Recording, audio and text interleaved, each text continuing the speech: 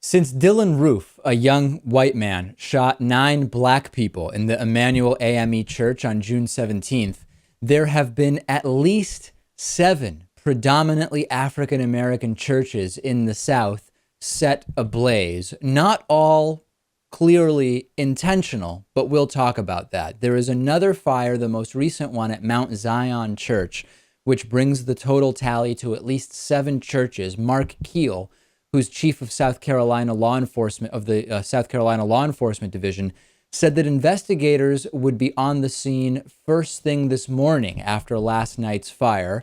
Quote from Keel: "We do know they apparently had some strong storms.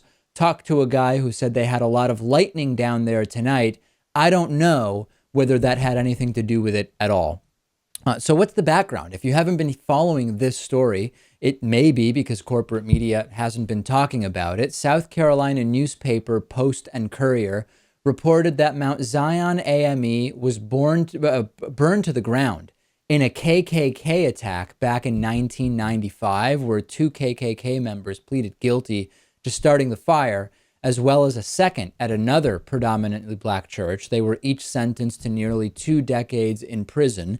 And here's the rundown of all of the churches involved in these recent fires. College Hill Seventh-day Adventist Church in Knoxville, Tennessee, caught on fire June 22nd. Fire department said that was a deliberate fire. God's Power Church of Christ in Macon, Georgia, June 23rd. Investigators treating that one as arson.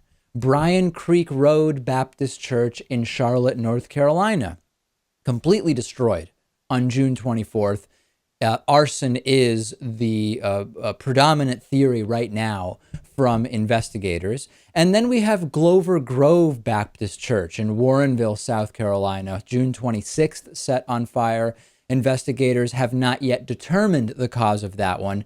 And lastly, there are these 2 other fires at the Greater Miracle Apostolic Holiness Church in Tallahassee, Florida, and one at Fruitland Presbyterian Church in Gibson County, Tennessee. Those may have been electrical faults or lightning, although they are still under investigation. So, Lewis, we can't yet say all of these incidents were arson, that they were deliberate burning of churches, traditionally black churches, to the ground, but certainly 4 of them are deliberate here. And my thought is, imagine Senator Lindsey Graham's response if half a dozen white churches were burned by Islamic terrorists, for example.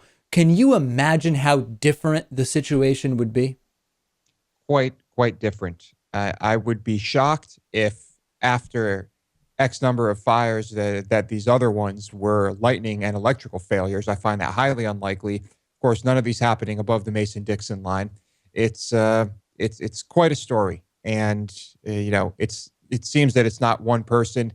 People are just liking the idea of burning down black churches, and I think these are just a lot of copycat acts. Well, we've seen in the last 2 weeks the sort of flavor and quality of some of the conversations around race and racism have really shifted drastically. And you'll remember at the very beginning, just after the shooting in South Carolina perpetrated by Dylan Roof, who was targeting black people because they were black and because black people are raping white women and all of the other white nationalist ideas that he had, some right-wing media said, this is an attack on faith. It's an attack on Christianity. And they tried, some of them, to deny that race was a factor here, in spite of all the evidence telling us that it was. And we're now seeing a continuation where, yes, these incidents are happening in houses of worship, but again, the common thread is black people. Yep, and it's pretty clear what's happening here.